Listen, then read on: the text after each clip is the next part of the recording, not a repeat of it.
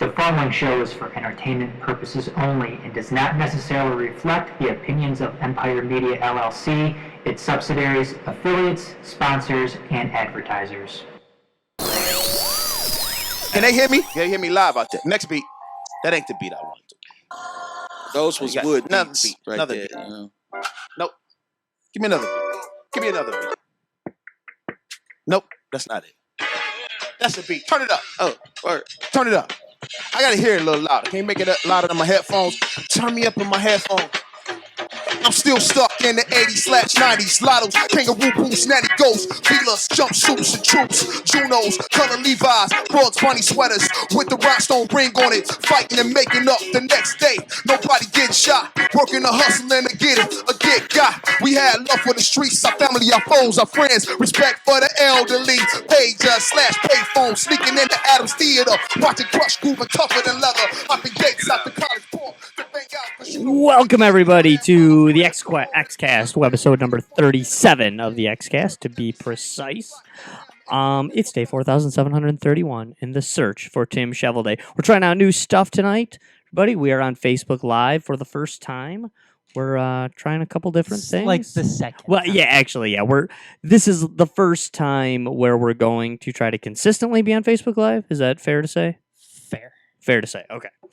But we are live here now on the Xcast. We're doing the Facebook Live thing, so now you get to see our awesome faces along with our awesome voices. Hopefully.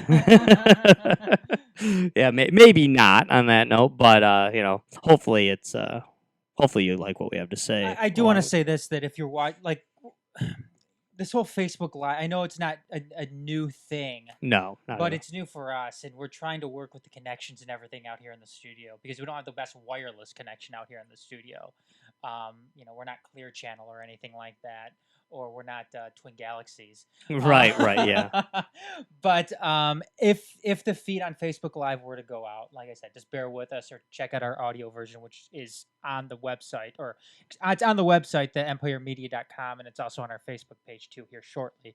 So you can tune into that and catch up on everything until we get the Facebook Live feedback up. So again, bear with us as we continue to work with all these different things that we're doing right now.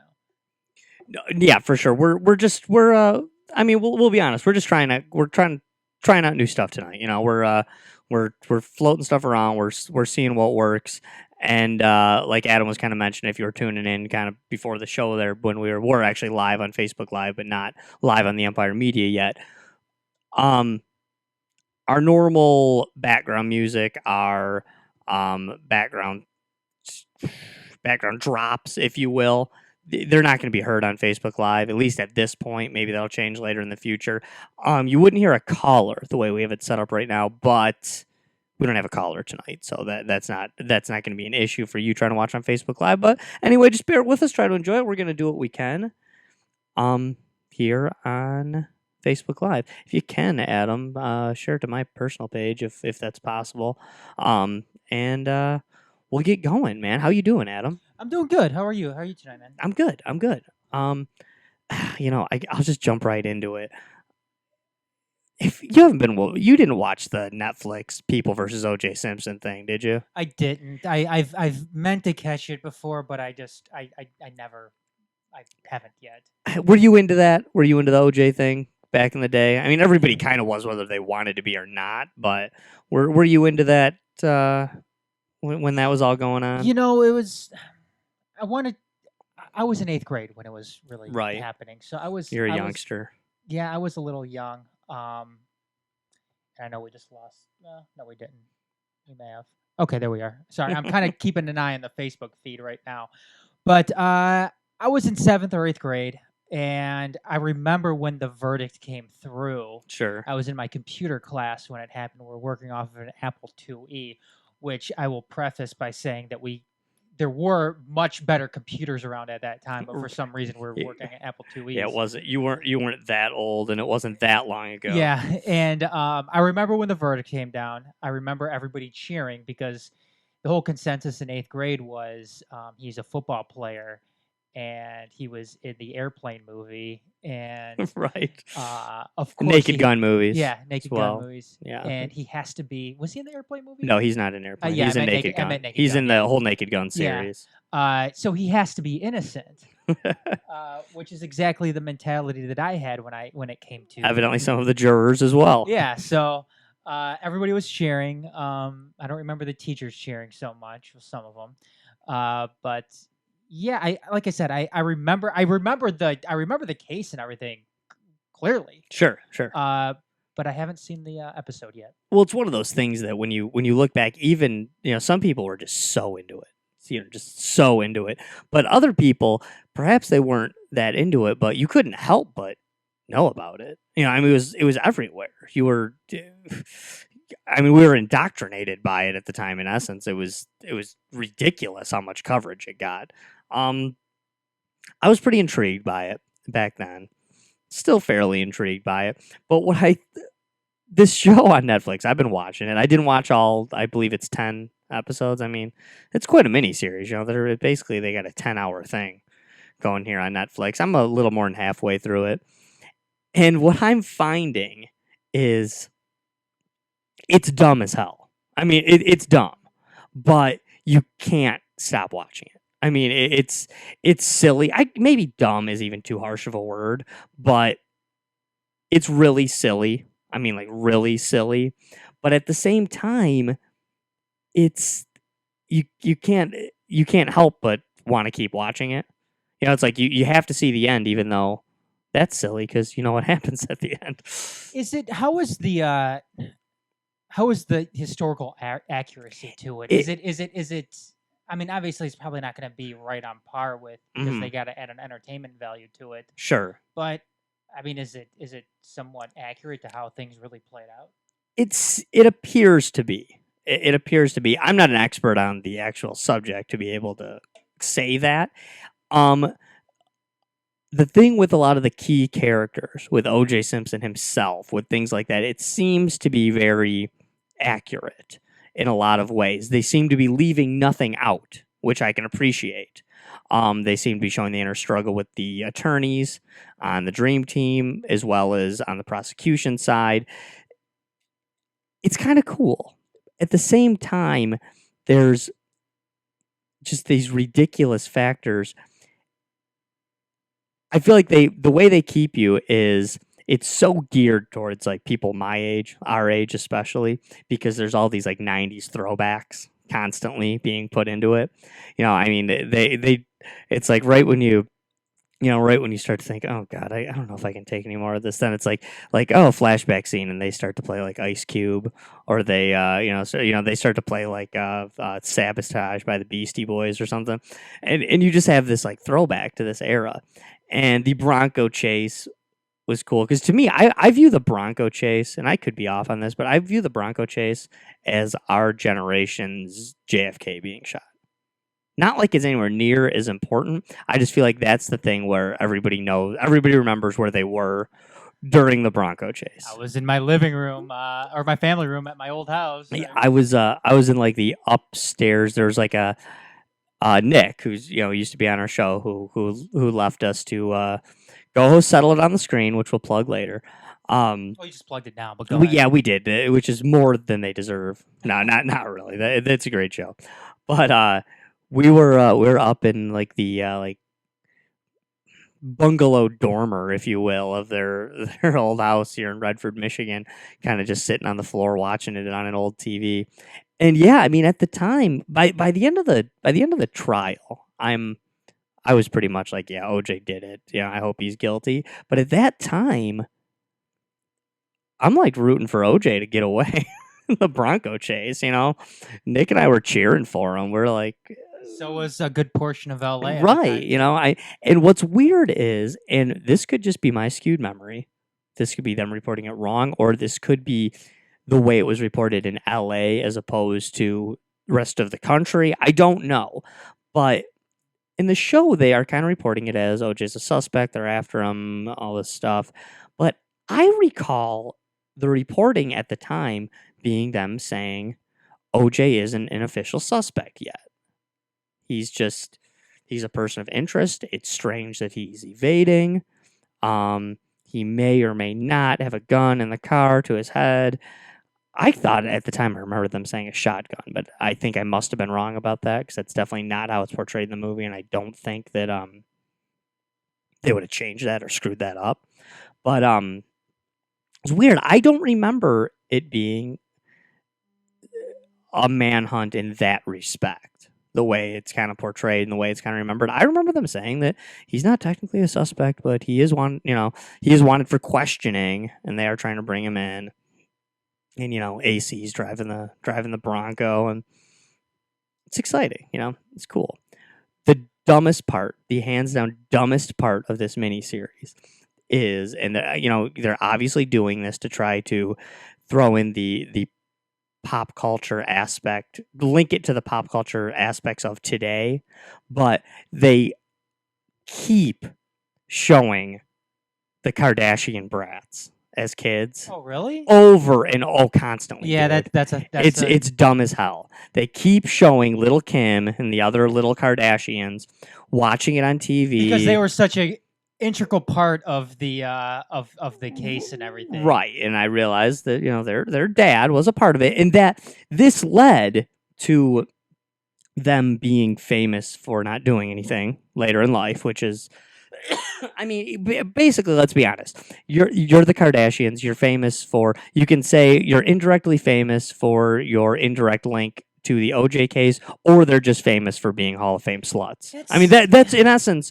all you can really say. They weren't Hall of Fame sluts then. Not though. that, of course, they're kids. Yeah, they're kids, and it's really silly because they keep linking back to it. At first, they just kept mentioning them. Do they? They keep linking back to Oh that? yeah. There's people playing all the brats. That is so lame. Yeah, I mean, there's a scene at one point. I mean, early on, I felt like they were just mentioning them, and I'm like, oh god, any chance to throw in, Bobby Kardashian talking about Kimmy, his daughter, but then it gets to the point where they're actually doing cut scenes to them watching it chanting Kardashian as their dad is on television, and it gets really silly. I mean, really silly. So that's dumb. It's dumb as hell. They're showing.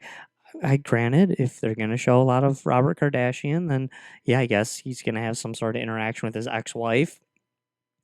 I don't know why Kris Jenner needs to be such an enormous role in this movie again. You mean Satan? Yeah. Okay.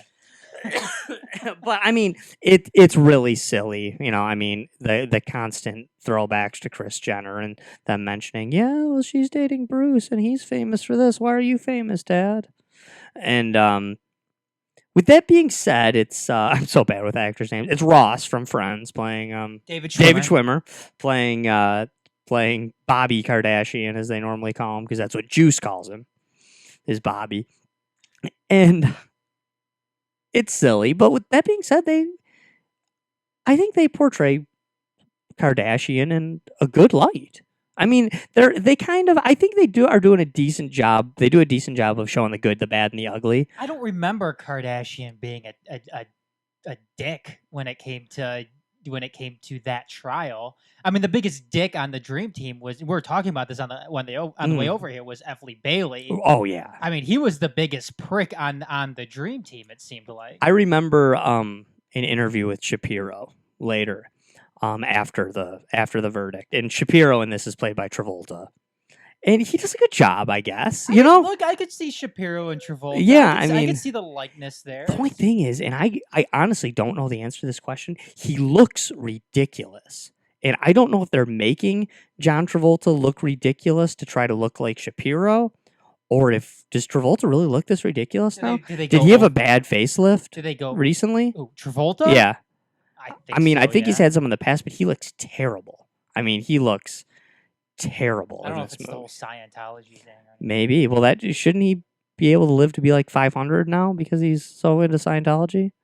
Probably. Be one with the aliens when they migrate to the next Earth or whatever. The Phaeton levels or something. Yeah, is he a level 8 He's probably only a of- level of 7. Dianetics. I guess we should learn that or get familiar with that because it is in the in one of our deep issues. It yeah. is. Eventually, we will cover a Scientology and the deep issues. It's not on the docket right now, but we will be getting to it. But Travolta looks ridiculous in this movie. He looks so crazy. I mean, his face is just a mess, and I really don't know if that's how Travolta looks now, or if they're trying to make him look more like They just do a Shapiro. bad job. Yeah, 'Cause Shapiro's face was never jacked up. I don't recall it being jacked up, but He does all the LegalZoom commercials. Yeah, now, that's and true. He's still doing. well, he owns. I think, Yeah, part of yeah, and LegalZoom, but he he's an old man now, and he still doesn't look too bad. He's kind of an old man then. Right. But Is F. Lee Bailey still alive? I don't think so. I gotta look it up. I'm assuming that. I guy think died of F. a Lee heart- Bailey's dead. I know Cochran died a few years back. Yeah, Cochran wasn't that old when he died, actually. No, he wasn't. I think he was just in his 60s, wasn't he? Yeah, I forget. I think he had I forget what kind of cancer he had, but he died of Hodgkin's lymphoma or something like that. I don't know. I'm Yeah. probably way off with that, but I mean, I feel like they do a decent job of showing, like I said, kind of the good, the bad, and the ugly of everybody. I feel like they really are portraying. Again, they show a little positive for everybody. They show a little negative for everybody. I feel like they are really showing Cochran, Kardashian, and Shapiro in Dude, a F. pretty Lee- good light. F. Lee Bailey is still alive. Is he really still alive? He's 83. Okay, wow.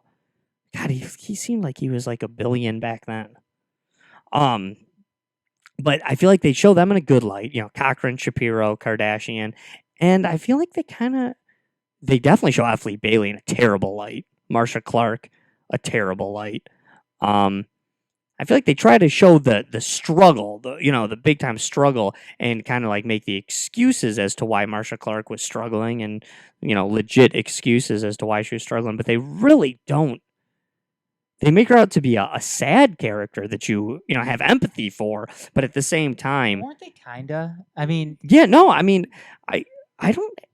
I mean, Marsha Clark was on the right side of this, and I feel like she well, was of course she was, but you would have figured it would have been an open and shut case, right.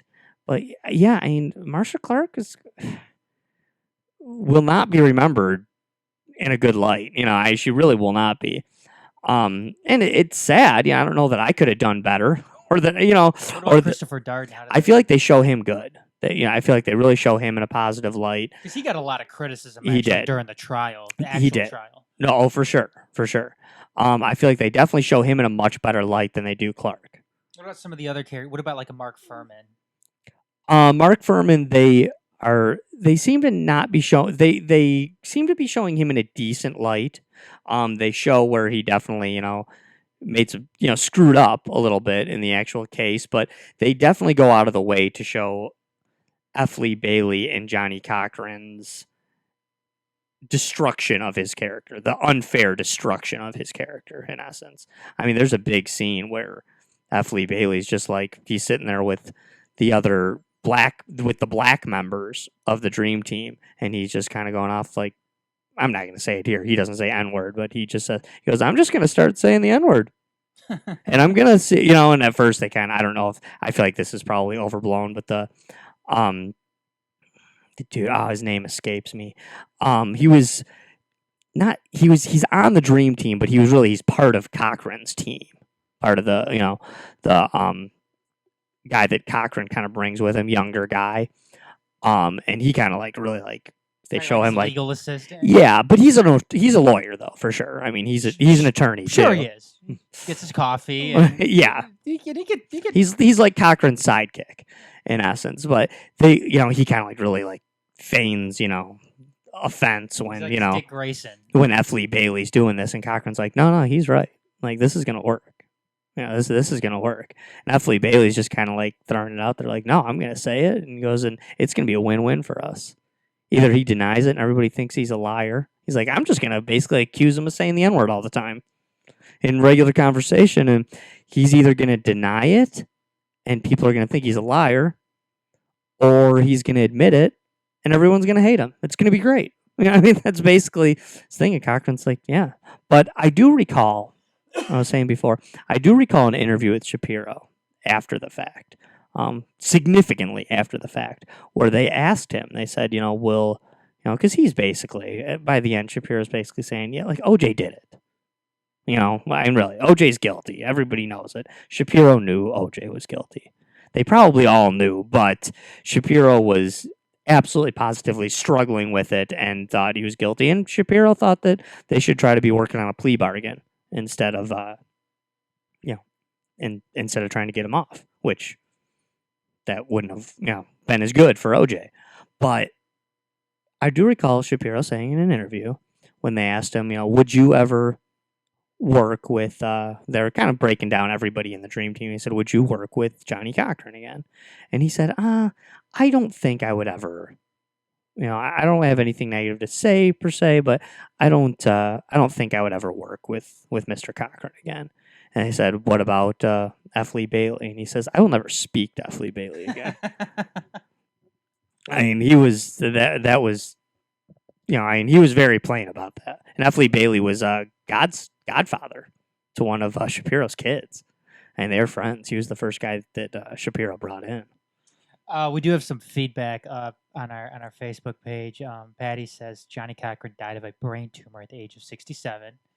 So see, I was off. Okay, wow, but good to know. And Ed says Travolta just looks like that.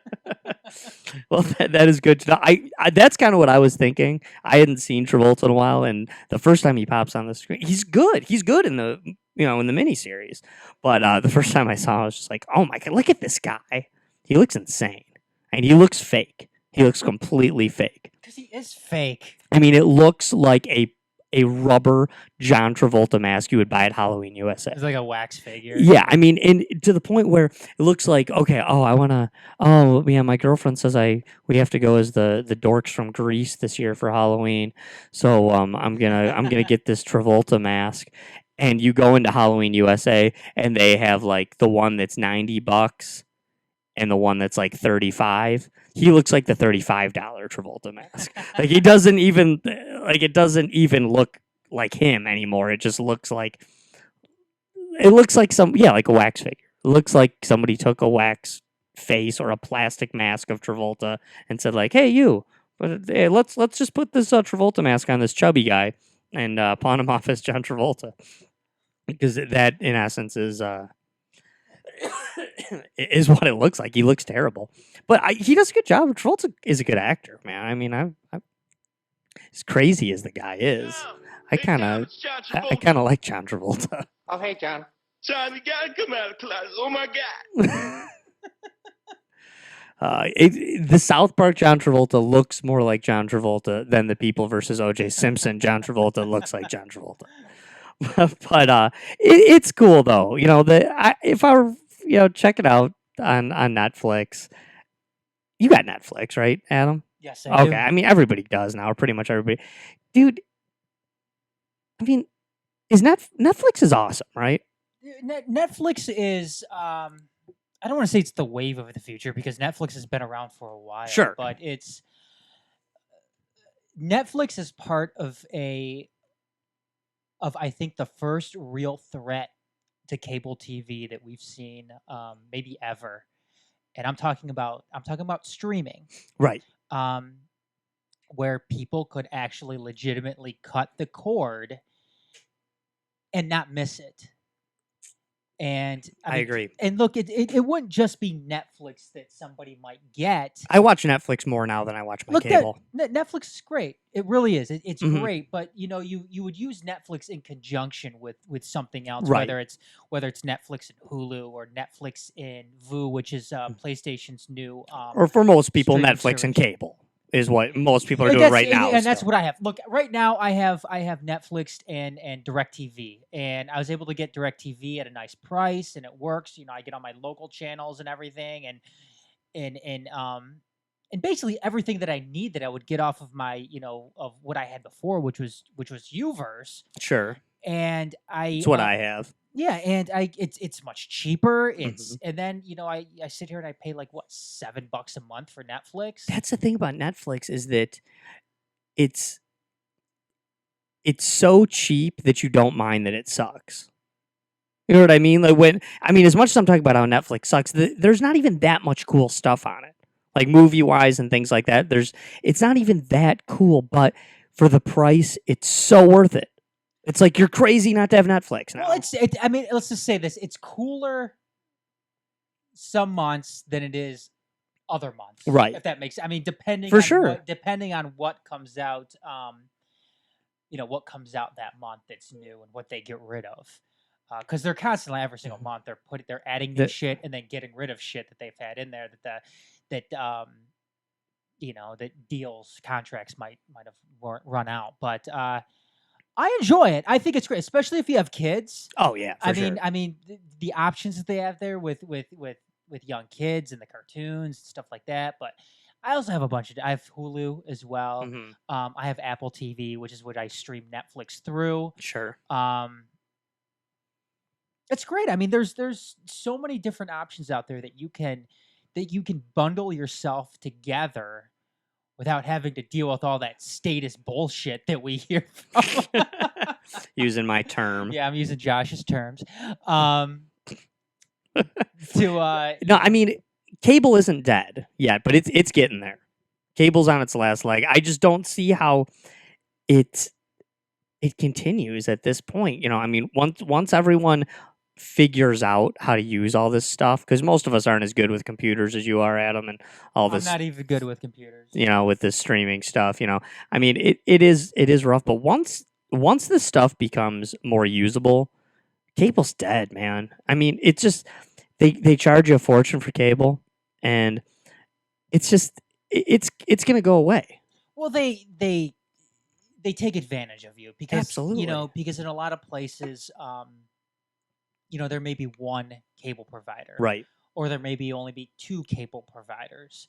So, they're sitting there competing with each other for you, but they're only competing with one other person, so they don't Right. really have to beat out a. And they're whole pretty lot much all on par with we're gonna put it to the consumer pretty hard. It's just a matter of how hard are we gonna put it to them. they're gonna sell you on an entry price, and once that, and it's usually 12 months. Right. Once that 12 months is up, then they're gonna sit there and fucking ram you up with charges that for sure. that are ridiculous. I'm glad with the option I have with DirecTV now, and it sounds like I'm pitching DirecTV, which I'm Sure. not. Right. You can do whatever you want to do when it comes to your cable or satellite or whatever, but they locked me in at a good price for 2 years. Sure. The only thing I had to do was sign a contract for it, and if I want to get out of the contract, then I'm gonna have to pay a bunch of money to get out of Right. the contract, but. Which is nonsense anyway. You don't have to pay that crap. It is. I mean, yeah, just go to my credit, but my credit's shit anyway. So, Right. Joke's on them. Exactly. Exactly. But They lock you in these contracts. The contracts are worthless. What's a contract? When you stop paying, they turn it off. I mean, that contract doesn't hold up. And what if that were? Are they going to take you to court over? Yeah, this? I mean, if that were ever to go before a judge, which it wouldn't. Any judge, except for maybe Judge Ito, is gonna, is gonna instantly say, "Well, what did you do when they stopped paying? Oh, we turned off the cable." Sounds like this problem's solved then. I mean, really, unless one person stupidly keeps paying and the cable doesn't get provided, or the cable company keeps providing it despite not being paid, which neither of those things ever happen. But it says here that they would pay us $500 if they violated the contract. Like, wait, you're AT&T, right? Right. You're in here about $500. That's what I. And the thing is, they're in breach of contract the second they stop providing the cable, so it doesn't matter. It's silly, but I just feel like once people get a handle on Netflix, Roku's, Hulu, all this stuff. Once people get a handle on all this stuff, Amazon Prime is another one. Exactly. Once everybody truly gets all these nailed down, then cable's gonna die. It has to. I think we're moving towards that too. And it's a good thing. It's a good thing. I mean, it's good. Options are a good thing for people to have. It's the free market, son. When they have, when it's cable TV as well. I mean, if and that's only going to help cable too, I think. Do you think so? Well, maybe okay. Bad choice of words. It's going to help people, but I don't think cable's going to. It's going to help. It's going to help television. Yes, I don't think cable's totally going to die. They're going to have to pull themselves back, because what they're going to have to do is they're going to have to become more competitive when it comes to their programming. So I don't know. Maybe the only cool thing about cable, about having the cable, is that you get the new shows when they're new. Sure, but you know what? Maybe in the long run, though, maybe this does help cable. Who knows? Mm-hmm. Maybe it forces them to become a better company. Right. And maybe they do win out in the end once again. Who knows? But I don't think something like that's going to happen, because I don't think either one of these mediums are totally going to die. I don't think cable is totally going to die, but cable 10 years from now, it's going to look vastly different from what we see it today. Right. I agree. I always thought, man, like, to me, and I know they probably wouldn't be able to make money doing this, but the perfect cable to me would be they just list all the channels and be like, hey, pick whatever channels you want. They're $2 a piece. You know, and to me, that would be the perfect cable. And you'd still get the people to be like, yeah, I just want them all, you know. So you want a la carte. Right. But I in essence, that's pretty much what I want. And that's kind of what they have now. I know when I was signing up for DirecTV, obviously there's different. And if you want to charge $5 for HBO, go ahead and do that. I mean, dude, HBO is like $30, man. Right. HBO is a ripoff. But no, I mean, they basically have that. And I think most of the cable companies have that now, where they offer different packages to you. You know, they have like a sports package, sure, or like a movie package, and your basic package. Where they would suck for cable, and why they don't do it, is because if they did that for me, then my cable bill would be like $16. Yeah, you know, that's where they would lose out big time. Is they'd have to set up all the gear, and you only want like 15 channels. Or right, something. right. You know, so but hey, even if they said, hey, you got to do like minimum 35. You know, I mean, Whatever. I would still do it, because 35 channels, that's all I want. When I was a kid, I remember, we always had cable. It was like 30 channels, and it was a big deal. It was huge. I didn't watch them all then, and the only thing cable's done to improve itself is that now you get like a gazillion channels. There's still only like 20 that anyone cares about at any given time. I was gonna say, Josh, that I bet you any money that the amount of channels that people watch is no greater than 20. Yeah, pretty much. Not the same 20, but 20. Yes. 20 nonetheless. And that's kind of what I feel like with Netflix. Like, all the shows I watch on cable that I'm like, oh, I love this show, I just, they all are on Netflix. They're just not on Netflix brand new. So I feel like if I just made the cheap dude switch and just switched to, lost my cable and just switched to my, $8-9 a month for Netflix, and that's it, it would suck for a year. Then I'd get caught up in all the stuff that I was missing for that year.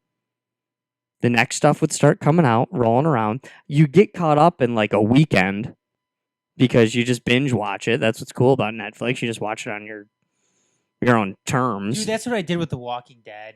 Man. Yeah, and it was so fucking awesome. Because I heard about The Walking Dead. I'm like, zombies are cool. It's on Netflix. Mm-hmm. I'll go ahead and check it out. Yeah, I mean, like, me, I'm like a Marvel nerd, and at first I wasn't like watching all the, Marvel shows on Netflix, but I'm like, oh yeah, fine, I'll take the plunge. I'll watch Daredevil. Like 2 weeks later, caught up on Daredevil, caught up on Jessica Jones, caught up on Luke Cage. Like, boom, I watched them all. Like, okay, yeah, I'm just now, 2 weeks later, and I'm the resident expert on all this crap. But then you feel awful afterwards, too. Yeah, you do. You're like, I just wasted all this time sitting here watching that. I feel like I didn't get any less accomplished in those 2 weeks. I just got zero sleep. but that's just kind of how it is, though. But that OJ thing, though, you see what you're doing now. You're saying, hey, this is show research here. Right? Exactly. Well, because that's the thing, is that you get somebody who's like, hey, dude, Have you watched Daredevil? Like, no, I haven't watched it yet. And then you get somebody like harping on you for like a week and a half, a coworker, a friend, or whoever, like, dude, you gotta watch Daredevil. You gotta watch it. And then you're like, crap, if I don't watch it, then he's gonna spoil it because he's just jonesing to tell me all about it. So then you just feel like you have to just kill it, You just gotta watch it all. But that was never an option back in the day watching TV. You watch this week's episode and you can't watch next week's till. Did you tape it? Yeah. Oh, yeah. Well, can I borrow the tape? Right. Yeah. That is the one thing that they just have never. It's never been as good as VHS, and same with video games now. With everybody, you just download stuff onto your Xbox or onto your whatever Nintendo product they're selling this week, the Switch, the Wii U, the Wii, whatever. You get all this stuff, but now it's saved on that hard drive on your thing. Back in the day, I used to be able to tape something on a VHS and then bring it over to your house and watch it. You sound like Nick now. Or, if I bought Contra for my Nintendo, like, oh, dude, what should I, you thought about what you would do with your friends, I remember back in the day, I would buy Contra, then my friend would go to buy a video game and be like, well, don't buy that one because I'll bring that over to your house and play it. You buy something else and you bring that over to my house and play it. You can't do that now. No, like my brother does that Steam thing. I think that's what it's called. Yeah. I mean, all his video games are on there. Right. But yeah, I know what you mean. I mean, it was great. I mean, when you had the actual cartridge itself, especially for video, I couldn't care. I couldn't care less about the about tapes and stuff like that. I mean, that wasn't. I mean, just go to the fucking Blockbuster. Right. But video games, and I know you could rent video games from Blockbuster, but video games then, when you were a kid, oh yeah, I mean, having the actual video game and knowing that was yours, aside from it being a rental or anything like that, that was great because then you could bring it over to your friend's house. Well, and the retro gamers out there too, that there are some games you could rent, and there are some games you couldn't rent. I mean, they were all available for rent, but you can't rent Legend of Zelda. You need to own that game. You got to save it. You got to work on it. You got to like RPGs. And yeah, whatever, I mean, you couldn't rent Ultima or Final Fantasy or Legend of Zelda or any of the Legend of Zelda games. You couldn't do that. No. You could rent Mega Man and binge play it for a couple of days. You weren't beating Mega Man anyway. So. Right, yeah. Or there's that. Some of those games were so damn hard back then. You could rent Metroid. You weren't beating Metroid. Right. Or, you rent Metroid, then maybe you rent it 2 more times or something, and you've got it. But you couldn't rent Zelda. You couldn't rent games like that. I agree. It just didn't work that way. Unless you wanted to try it out and see how it goes. Right, but then you're just trying it out to inevitably buy it. Yes. Did you ever trade video games? I did not because I'm really stingy and I could never part with them. I let people borrow them and I borrowed games, but I never traded them and I never sold them. And I know that puts me in the minority. I've never sold a video game in my life, dude. You got pissed off. Remember you got pissed off at me for throwing away that off-brand Sega Genesis game? Yes. That was bullshit, man. I wish we had that on tape because you look at me, you're like, motherfucker. I rescued it though, didn't I? Didn't I pick it out of your garbage? You did pick it out. Yeah, of the garbage. I thought I. That and the monk one too. Yeah. Yes. I forgot about that. That was after this show. It was when we first started the XCast. Yeah. Or was that still the Majors Live? No, that was yeah, it was the XCast. Yeah, I was picking through your garbage after the show. That was terrible. I couldn't believe that. All right, PSP. But... Yes. But hey, one of the I just want to tell you one of the trades that I made, and I thought I got the good end of the deal on this because I got a classic game in return.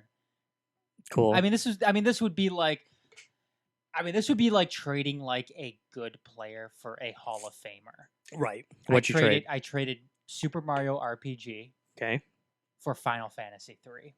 Yeah, that's probably a good trade, especially with an RPG game because most RPG games. This isn't true at all of them. It's not true for myself either. I was a big fan of RPG. Actually, my favorite video game of all time is an RPG. Well, actually, and this actually is a good segue because we want to plug some of the other shows, some of the sister shows that we're in. Most of them right here on the EmpireMedia.com.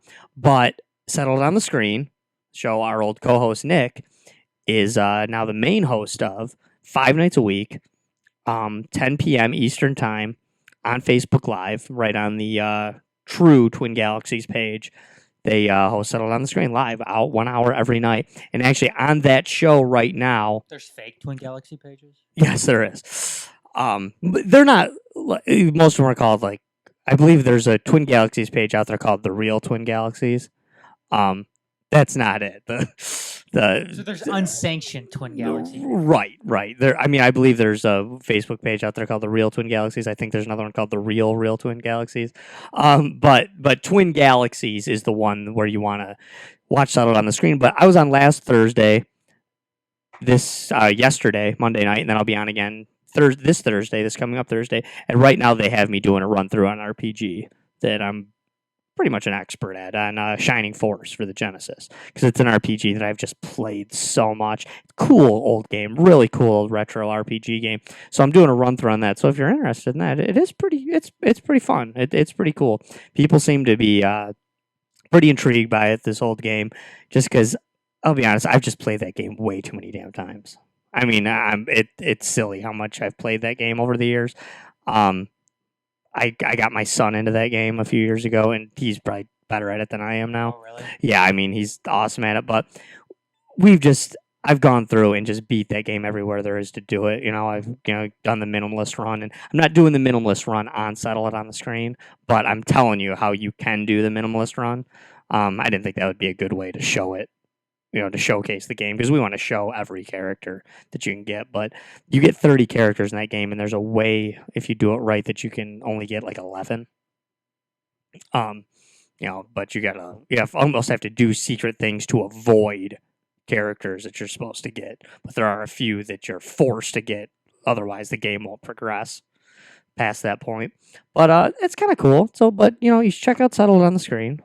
My favorite game was Chrono Trigger. Cool game. I was never into it, but cool game though, for sure. You should be checking out that. They're on Monday through Friday, but you shouldn't be watching on Monday and Tuesday, because you should be tuned in to the Empire Media on those nights. And hey, for those of you who've been listening to us for a while, we are kind of catering to the Facebook Live peeps a little bit tonight. So for those of you that have been listening to a while, we thank you very much for your support over the years. Adam and I have been doing this for a long time, so I apologize to you people who already know all this stuff, who've already been listening. But we are kind of taking this show, since it's our first one on Facebook Live, to show you what the Empire Media is all about, what some of these other sister shows we have are all about. And, we're the Empire Media. We're trying to make our media empire, if you will. So, Adam, go tell us about the Monday night. Well, the Monday night setup here on the Empire Media. Yep, the Monday night setup on the Empire Media is actually over on the majors.net. Which is the sports wing, I guess, or the sports arm of the Empire Media, or Empire Media. Where Adam and I used to be when we used to host the Majors Live. Correct. Which is the Majors Live. We just did episode 283 last night. Very cool. So the first 200 episodes of the Majors Live starred me and Nick. The first 245. 245, okay. First 245 starred us, and then Adam fired us from that position. And replaced us with some kids. I don't know. But no, I'm just kidding. He replaced us with guys who are actually much better in the sports arena, and then put Nick and I on this show, which we're very happy about. Yep, and like I said, you can listen to that every Monday night, 8:00 p.m. Eastern time. Like I said, on the majors.net, and that's just an all-encompassing sports show. So I mean, whatever it is that's sports, that you could certainly listen to it. And who's on that show? So the guys formerly from Inside the Huddle. Myself, Adam Dorf, Walters Dorf, call him Dorf, and then Sean Bell. She's on that show. We also do a Detroit sports show called Motor City Uncut, which is again, Monday night at 7 p.m. Eastern Time on Detroit.themajors.net. Any chance of you and downtown Russell Brown bringing back the Downtown, wrestling show? No, downtown is doing his own thing now, so he isn't on it. But I do the wrestling show every Thursday night. It's not live right now, but it's ready for download. I'm gonna be Very cool. What's that called? It's the Bottom Rope. Okay, I know, but the people. Oh don't know. yeah, the Bottom Rope. We're live right now. Excuse me. I know sometimes you forget that there's an audience out there. The Bottom Rope. That is recorded every Thursday night, and it's going to be live on Periscope, and you can check us out on Periscope at TBRcast on Twitter. So you'll be able to check that out there. So we also we had a lot of other things. We're not gonna spoil them right now, but we have several other shows that are working on being produced right now.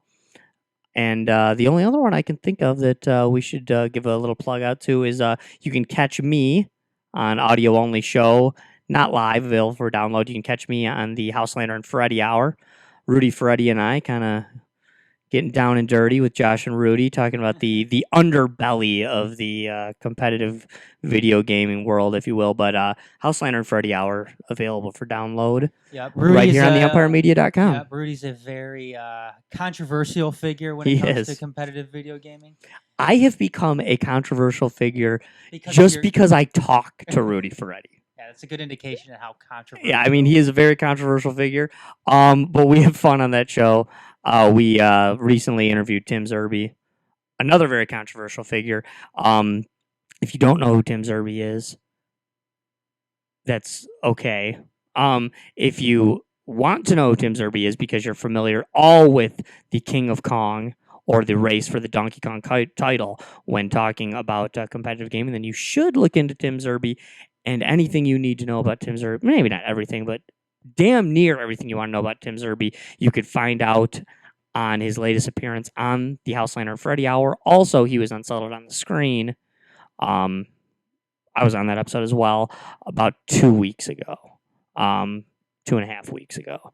So Tim Zerbe, a very interesting figure. The guy cut out of the King of Kong movie, although very much a part of the history going on back then, basically.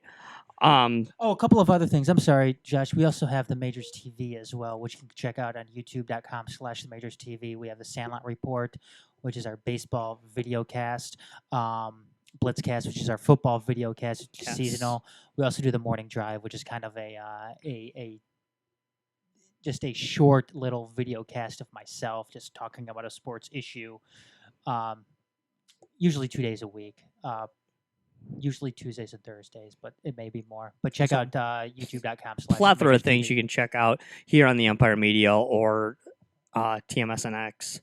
Majors.net. The Majors.net is where you want to be looking. So the Majors.net, EmpireMedia.com, links to all these things all over the place. And again, settled on the screen.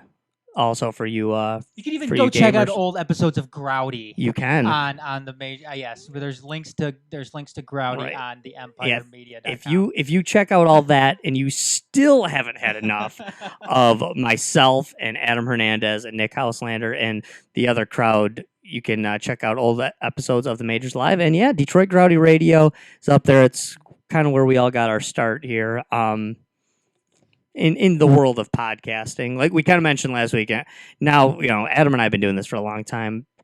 Everybody and their grandpa has a podcast nowadays. I mean, everybody's got a podcast, but Adam and I have we've been podcasting for a long time. I don't know if it's right to say we were podcasting before it was cool. You were, I wasn't. Yeah, maybe. Yeah, I know we did talk about that a little bit last week. That, yeah, we've been around. I was actually podcasting before it was called podcasting. Before that term came about, back when it was just internet radio, before Colin Powell's kid shut it down. But yeah, we were just doing internet radio back when we used to just stream live and play music and talk about goofy stuff and take callers. Dino wants to know if we're wearing pants. I'm wearing pants. Adam actually is not wearing pants. He's wearing shorts though. But yeah, they're there are pants on almost always. Almost always we're wearing pants. But Fun. I don't think we missed anything, Adam. Promo on these other shows, just talking about what we can show. Although I do want to promo the other thing we do here on the XCast on this show, and that's the second and fifth Tuesday of the month. Always is our Deep Issues cast, and so far people have really been digging these. They are, we just take one issue and really go into it and. And it's not a issue. It's not like a current event issue. No, it is not. In essence, this coming up Deep Issues cast is next Tuesday. We're going to be doing our next Deep Issues cast, and that will be on time travel. So we are going to bring in some of our experts, Kyle Puska, Ed Zaharsky. We're going to talk time travel all night. We're going to analyze it. We're going to break it down. We're going to talk about why we think it's nuts or why we think it's crazy or why we think it's legit. And what are some of the other ones we've done? We've done Bohemian Grove. We've done Secret Societies. We've done the NWO and the Illuminati. JFK assassination. Yes. Aliens. Know that there's. Started with our Apocacast. Started with the Apocacast. I guess that's the unofficial first one that Right. we did. What other ones? We did Singularity. We did the Singularity. We did Simulation Theory, Yep. which is one of my personal favorite things I to think talk about. Simulation Theory is the first one. Didn't we? It was. Yeah, Simulation Theory was the first true Deep Issues cast. But they're a lot of fun. We get very in-depth with this stuff. And basically, in essence, what we do is show them Pumpkin. Pumpkin's part of our crew here.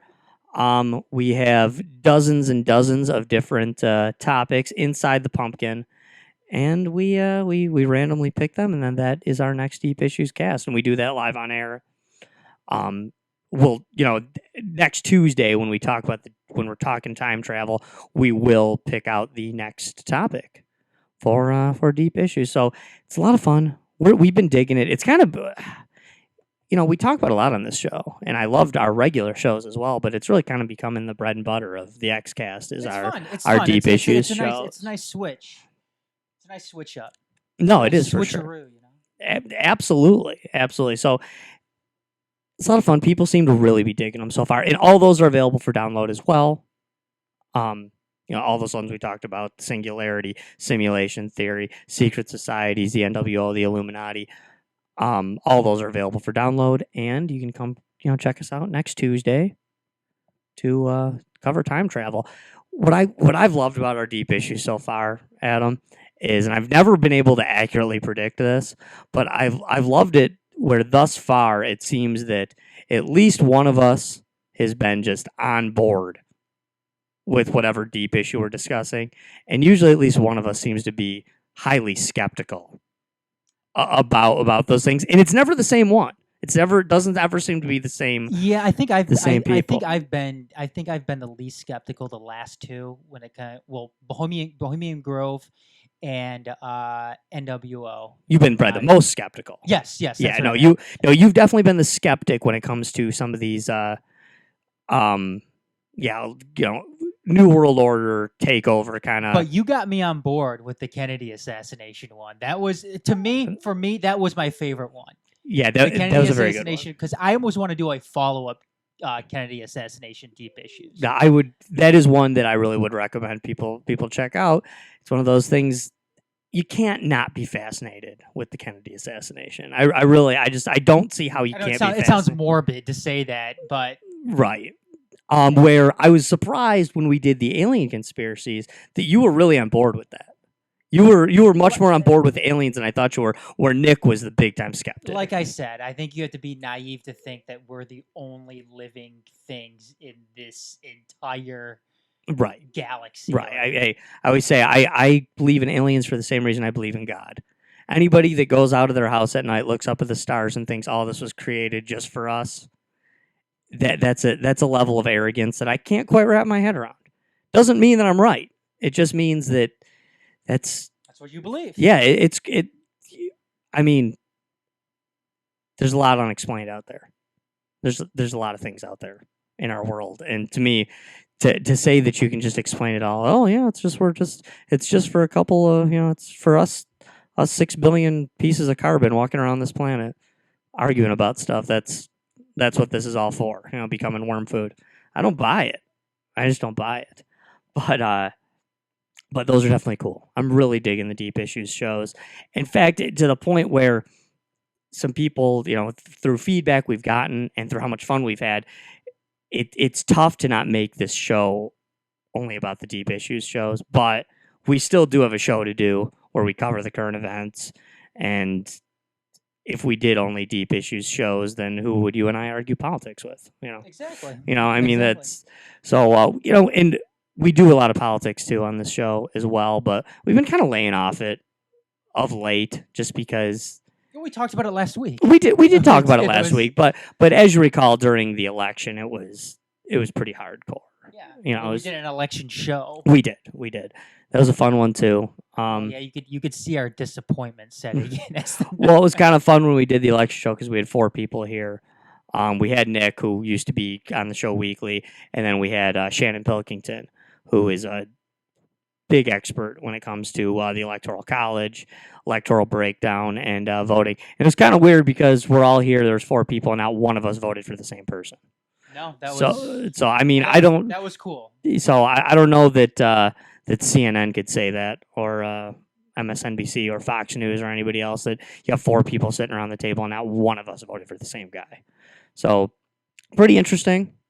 Hoping people are digging that. I know this has been kind of a weird episode because we're not throwing a whole lot of substance. We're kind of promoting ourselves. I feel like this entire episode's been one big infomercial for the Empire Media, but we had to do that from time to time because I know we're reaching some new people that we don't always reach tonight. So I really feel like that's important to get it out there. Do we have a news section tonight, Adam?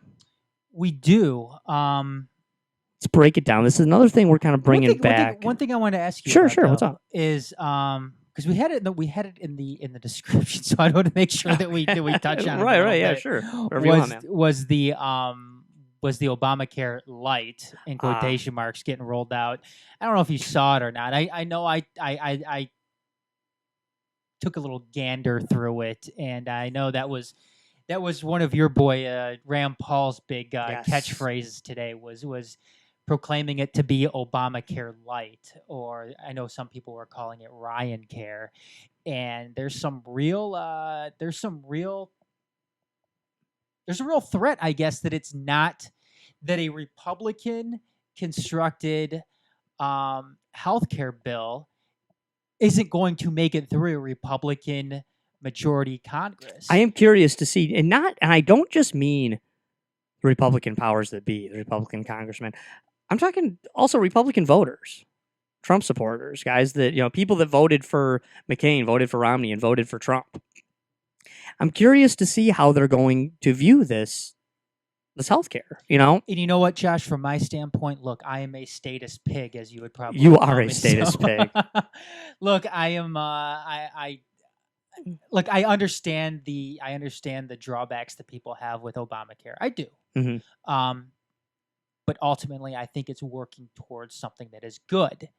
Now, people can argue that. I welcome it, and it's fine if that's a differing opinion. I get it. That's cool. That's what being in America is all about: is having our differing opinions about something.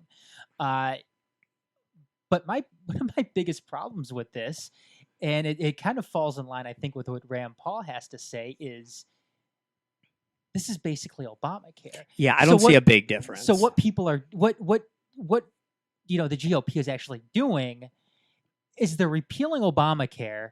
They're spending all that time and money to repeal and then replace it with the same thing. Where I see it as a slippery slope is this. I mean, okay, you're gonna ask me which one do I prefer, Obamacare or Trump care? I guess Trump care. Okay, if I have to pick one. I'm not an Obamacare fan, but the thing is, I don't like socialized medicine. I don't want socialized medicine at all. I do not want universal health care. I realize the majority of Americans on both sides of the aisle disagree with me on that. Most people say, no, we need something. We need something. I don't know what, but we need something, is what most Democrats say, is what most Republicans say. I disagree with that. I think get rid of it and replace it with the free market is what I think. Quite frankly, Rand Paul was the only person running for president who had the stones to say that. who had the stones to actually say, no, we need to repeal Obamacare. And I say, well, do you say repeal it and not replace it with anything? And he says, well, you'll say not replace with anything, but I say replace it with the free market. Replace it with with non-government intervention, in essence. Basically, Rand Paul is the only guy running for president who would say that, who would actually admit it. Other people, especially on the Republican side, may have even thought it, but the only one with the stones to say it was Rand Paul. And I'm not just saying that because he was my guy. Well, maybe I am just saying it because he was my guy, but it was true either way. I guess my point is I'm against it altogether. I'm a, albeit staunch, but still small L libertarian. So I don't want this. I don't want it at all. And I know my Republican friends are going to say, oh, so what? You support Obamacare? You don't want Trump care? Listen, the only reason that I would ever say I want Obamacare to stay is because if you look at the numbers in Obamacare, it will inevitably fail. It will go under. And as somebody that doesn't want this, I want it to fail eventually. And you're saying, oh, you want America to fail. No, I don't want America to fail. I want America to see that this will not work. That this will inevitably bankrupt it. And honestly, the Trump version, the Ryan version, this new GOP version, Obamacare light, if you will take longer to fail. It's still going to bankrupt the country eventually, but not as fast. And I guess the other problem I have with it, to me, where this is a big time slippery slope is, maybe you were an Obama fan. You liked Obamacare. Yeah, you're rah-rah Obama. You're a Democrat. You loved it. And right now you might be a Trump guy. You might be a Trump person. That's cool. I'm cool with that. Maybe you're a Trump person and you're saying, no, Obamacare sucked for X, Y, and Z. And you actually could go A through Z on reasons why Obamacare sucks.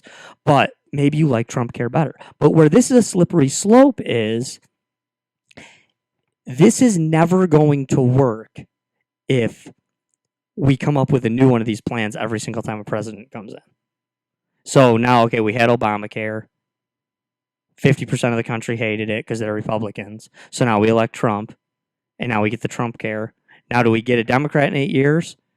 Or even another Republican in 8 years or in 4 years? And now we have to scrap this one again and start over? Because even though, as somebody that I'm actually out there saying I don't want it. I don't want any of this crap. I don't think it's going to work. I think it's going to fail, and I think it's inevitably going to bankrupt the nation. But it's definitely never going to work for anybody. It's not going to work properly if you change it every administration. See, that's something that I can agree with. Yeah. I can agree with you there. That yes, I mean it's something like that is never going to work if you, like you said, if you're changing it every year. And you could make that same comparison with a lot of different things. Absolutely. In the world. Absolutely. You know what? Change is good, but too much change too quick, you never really truly move forward. You're always moving backward in that sense. And this is another reason, this goes back to, and we discussed this last week, Adam, about the executive orders. This is another reason I have a problem with this. This is why the Constitution shows why the executive branch doesn't legislate. The executive branch enforces. Mainly because the key component of the executive branch changes regularly every 4 to 8 years, sometimes more in between if somebody croaks. God forbid. I'm not calling for that, but of course. But this is why the executive branch doesn't legislate. The people's branch is the legislative branch. I know nobody likes Congress. I know Congress sucks. I know people don't feel that Congress represents them enough, but they do represent us. We vote for those people. They legislate. They, as a collective body, legislate these things. When executive orders are coming in, I realize Obamacare wasn't an executive order. I realize Trump care is not an executive order. But when you do these things under the guise of the commander-in-chief is pushing this through, then they're destined to never come to fruition. So, again, I'm against it. Do I think Obamacare was going to work? No, I think it was going to fail. I think even the small parts of it that have been working. I mean, God, I get criticized for this all the time. Every time I criticize it, like, oh, the Affordable Care Act saved my wife's life. Okay, no, it didn't. A skilled doctor saved your wife's life. Yeah, I mean, but maybe it's working for you. It gave them the means to go and get the higher. Perhaps it did. Perhaps it did. There's people out there saying, no, Obamacare's been great for me. I need it. Okay, that's great. It was destined to fail, though. It was going to fail. I tend to think that this new one, although we don't know yet, I'm not jumping all over. I think we're on two different aisles when it comes to destined to fail, but go ahead. No, we are.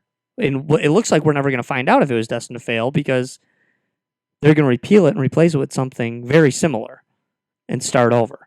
So it's never going to work if you keep repealing it and replacing it with a tweaked version, if you will. So there is a part of me, I agree with Rand Paul, that if we're going to repeal Obamacare and replace it with something that's just a little better than Obamacare or slightly different than Obamacare or the Republican version of Obamacare, then it's not going to work. We might as well keep Obamacare. I mean, you might as well tweak it. And you conservatives or Republicans or Trump fans out there listening to me, listen, you could still keep the Affordable Care Act and defund Planned Parenthood. I know that's like I know some that's like the big libertarian mantra right now. Like, oh God, Trump care sucks. At least we defunded Planned Parenthood. Yeah, great. Hey, I'm for that, but I'm for defunding everything because I'm a crazy libertarian. That's what I do. As Adam can witness, people accuse me of being an anarchist because I support these things. I'm not an anarchist. I'm closer to an anarchist than I am to a statist if I have to choose one of those two. But I'm not. That's not what I am. I'm not an anarchist. But, I'm a constitutional patriot who loves liberty and freedom. So I don't want this stuff. Also a birther too. I'm not a birther. I'm not a birther because I don't care where Barack Obama was born. But if you're all about the Constitution, then you are, right? Yes, it's just Barack Obama was born in Hawaii, so it doesn't matter. Same with when they said the thing about Ted Cruz wasn't born here. Say, well, I don't really think so. I mean, I know that. Okay, yeah, he was born in Canada. I know it's it didn't matter. It's like, well, but when we prove that, then Ted Cruz won't be able to be president. It's like, really? Just like you proved that Obama couldn't be president. Because last I checked, Obama was president for 8 years, regardless of where he was born. If it comes out tomorrow that, holy crap, they were right, Barack Obama was born in Kenya, I'm pretty sure he was still president for 8 years. I don't think it stopped it at all. Not even a little bit. So, who cares? Really? I mean, just who cares? We're Let me get to the news. Yeah, sure. Let's break into the news. That's probably. I don't know that we're ever going to cover. We're not going to cover that maybe in a deep issues because it is. I think it's a moot point at this point. But we are going to cover some other stuff about conspiracies within our own government. We already have the one deep issue show that we do have pre-planned ahead of time. Is we're going to cover the potential 9/11 conspiracy in September of this year. We're going to go over that. It's like 2 days or 2 days, 2 days after, 2 days before. Yeah, the Tuesday, there's a Tuesday that's very close to September 11th. And we're not doing this to dishonor the memories of those people lost in September 11th, regardless of whether there's a conspiracy or not. We've, still sympathize with the people who lost loved ones that day. If the OJ chase was our JFK assassination, was September 11th our Pearl Harbor? Probably. Okay. Yeah, probably. Yeah, I could see that. Right now, I think I don't want to speak for Adam, but and this is several months down the road, but I don't think Adam and I are really on board with the whole 9/11 was an inside job thing. But we will have a guy there that day with us who is very much on board with the 9/11 is an inside job. I don't think we helped matters very much too when he was on when he was here last time, and I showed him the Back to the Future video. Right. We will inevitably probably touch on it next week on Deep Issues when we were talking about time travel, because knowing us, we will not be able to do an entire Deep Issues cast on time travel without mentioning Back to the Future. And nowadays, you can't mention Back to the Future without talking about the Wait a 9/11. second, our time travel show isn't about Back to the Future. Yeah, we'll pull up in our DeLorean. We're gonna cover flex capacitors and all the hard science that was in the 1985 classic Back to the Future. We are going to talk about the Philadelphia experiment, though, right? Yes, Okay. absolutely. Definitely cover that. Well, this is something when we talk about government conspiracies on here before, especially during the JFK assassination. But today, WikiLeaks released a new series of it's purported CIA-related hacking documents that is going into the point that American intelligence agencies, namely the CIA, were able to hack consumer electronics like cell phones and televisions to listen in on American citizens. Scary stuff, man. Yeah, I guess doing their everyday, going about their everyday life. And again, like I said, this is something that we've talked about in the past, especially with the CIA and the JFK assassination, with the whole notion that it was the driver who ended up killing JFK, and this is all based on a CIA plot to take out the president because he's about to blow the lid off of the whole alien conspiracy thing, among other things. If that sounds nuts to you, watch our past Deep Issues show, and maybe you won't think it's quite as nuts. Don't go watch the video too. Yes, it's crazy. But like I said, these WikiLeaks documents are out there. They're on the web, so go ahead and take a look for yourself. Yeah. Again, by way of the same intelligence agency that allegedly did the heart attack gun. The CIA spying, us being spied on by the government, is. I fully acknowledge I'm a total freak about this. I believe that we're being spied on. It scares the crap out of me, and I get chills up my spine every time I hear somebody say something along the lines of, well, they're spying, so what? I don't have anything to hide. Whenever I hear somebody say that, I cringe at the thought that, like, oh, I don't care if they're spying. I don't have anything to hide. They're only spying on the bad people. Like, no. That's not how it works. Which is why if you go to my house, you'll see nothing but like old analog gear. I'm like the meanest dad in the world because I won't allow Xbox One in my house because why? Because they're spying on you with that thing. That's why. Doesn't equal. Whoops, sorry about that. Our next one is Jason Chaffetz, Republican. What is he? Is he a senator or a House rep? I thought he was a congressman. Well, they're all congressmen. House rep. Okay. They've got to make those decisions themselves. So, but access for lower income Americans. But this is him telling you to choose between healthcare and an iPhone. Well, we're getting rid of the individual mandate. We're getting rid of those things that people said that they don't want. And you know what? Americans have choices, and they've got to make a choice. And so maybe rather than getting that new iPhone that they just love and they want to go spend hundreds of dollars on that, maybe they should invest in their own health care. They've got to make those decisions themselves. He's catching some flack for what he said there. They couldn't hear that on Facebook Live. No, right? they can't. Okay, so yeah, basically in essence, what's being discussed here is the idea that this representative, this congressman, has said that perhaps you need to make your choice, and instead of getting the latest greatest iPhone, you need to invest in your own health care. He's gonna get all kinds of crap for that. I don't fully disagree with this idea. I disagree with it a lot on paper, but one of my biggest problems with our society is you have a whole bunch of people in this country right now walking around with these things, walking around with smartphones, going home and sitting on their couch looking at huge flat screen TVs, talking about how broke they are.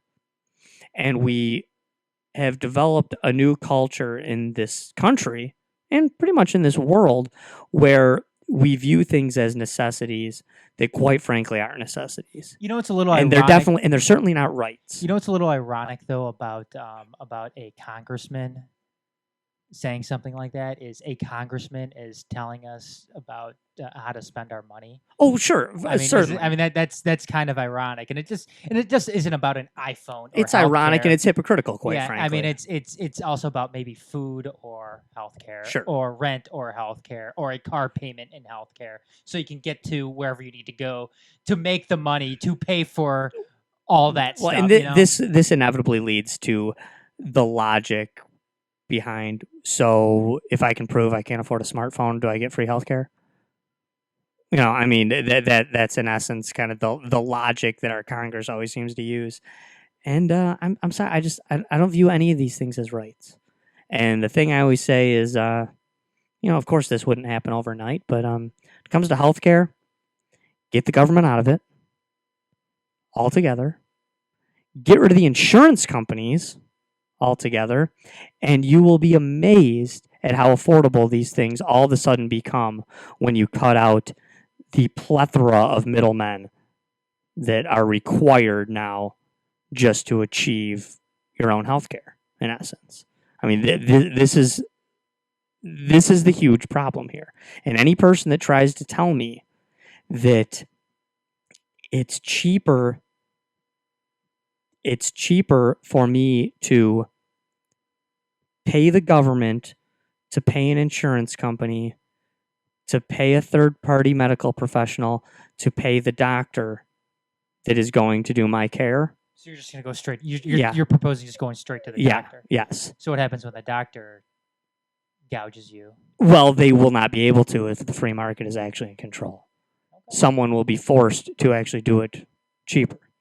When doctors can no longer gouge the insurance company, because that is in essence who they're gouging, is the insurance company, who is then gouging you. When they can no longer do that, you'll be amazed at how inexpensively some of these medical professionals will work. Good medical professionals will work. When they no longer have an outlet to charge you $200 for an ibuprofen, then you will be amazed at how inexpensive these things become. Not to mention that then you open up the door for charities who would actually jump in. Do you want to hear a bunch of school kids go crazy about Donald Trump when he opened the White House to Sure. public visits for the first time? Sure. Oh wait, never mind. That Again, you're not going to be able to hear this on Facebook Live, that, that wasn't the video I'm looking for. Let me see if I could bring it back up. But it was actually pretty funny because today the White House opened up tours of the place for the first time in the Trump administration. And when he opened up the doors, he actually came down to visit the kids, which was nice to see. Right. Because Trump's always been so, stern with his face, and I'm the tough guy, I'm the new guy in charge. But it was actually nice to see him be a little human here and actually go and engage with a bunch of kids and welcome people to the White House. But the funny thing is when he went and he welcomed them to the White House, there was a big portrait of Hillary Clinton. It was the first lady portrait right behind him when he was welcoming him in. So that was it was a funny photo bomb on part of the former first lady. So his buddy, who he's gonna put in jail, right? Well, last I heard, he wasn't, Josh. Yeah. I don't think Trump's putting Hillary in jail anymore. It's a bummer. You remember Casey Anthony? Yeah, I remember Casey Anthony. That bitch that killed her kid but somehow got off for it. Right. On a rare interview, Casey Anthony spoke publicly after being accused of murdering her daughter, which she did, Kaylee, 9 years ago. The 30-year-old's trial caused a media storm frenzy in 2011 after she was acquitted of murder charges, which she says, quote, without the help of Johnny Cochran. Without the help of Johnny Cochran, she says, quote, I am still not even certain as I stand here today about what happened, she told the Associated Press. She also said she's not losing any sleep over it. She just knows she doesn't have to pay a babysitter anymore. No, she doesn't have to pay a babysitter, and if there is a hell, she is certainly going there. Yeah.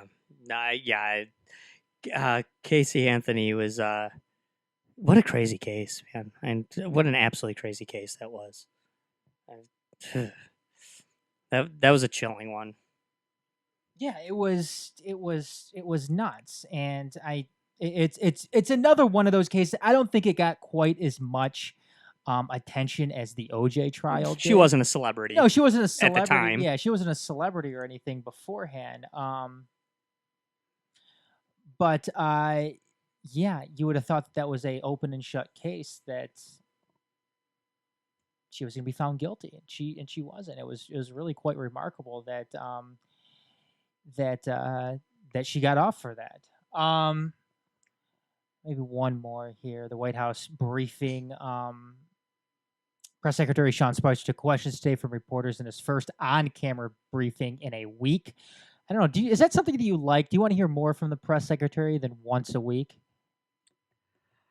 I don't care. Because it seems like they are trying to duck the media Right. at some point because of all the shit that has happened, whether it's Jeff Sessions basically lying to Congress, Trump accusing Obama of wiretapping him, and the Obamacare replacement, which you have Republican senators calling Obamacare light.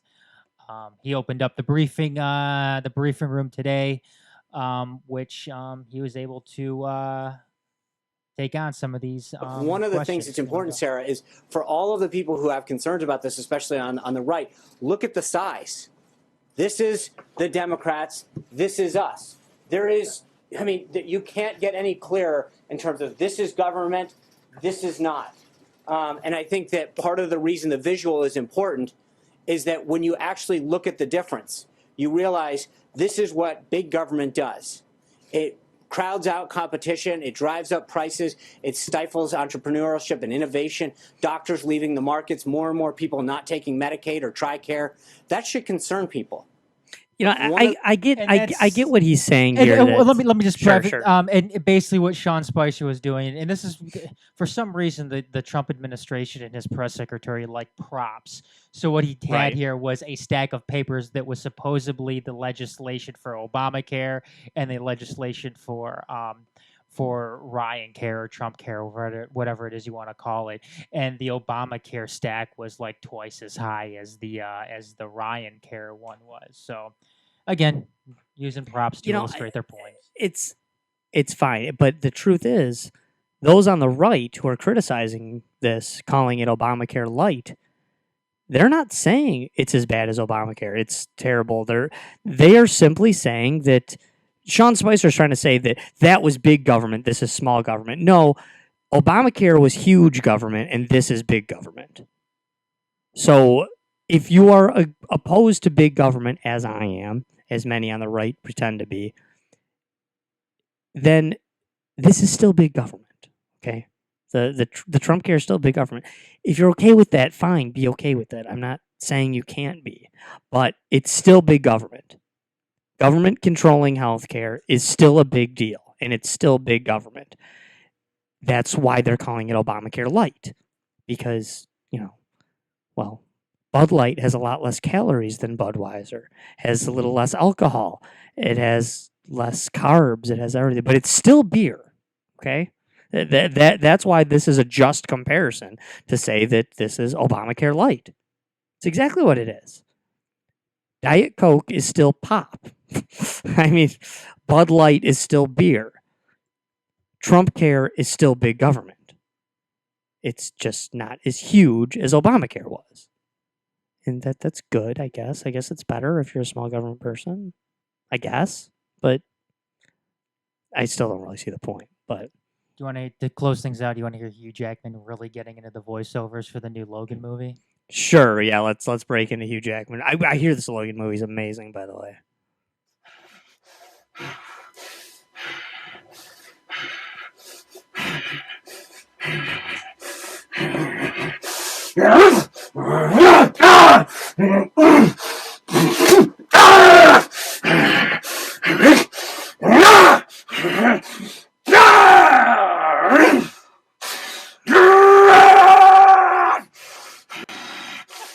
Okay. I mean that definitely I guess it could sound like Wolverine fighting.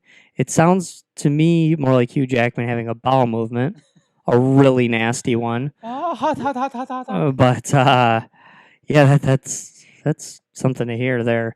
Yeah, if you're watching on Facebook Live, you might want to check it out. Just if for nothing else, for the Hugh Jackman voiceover of his own character.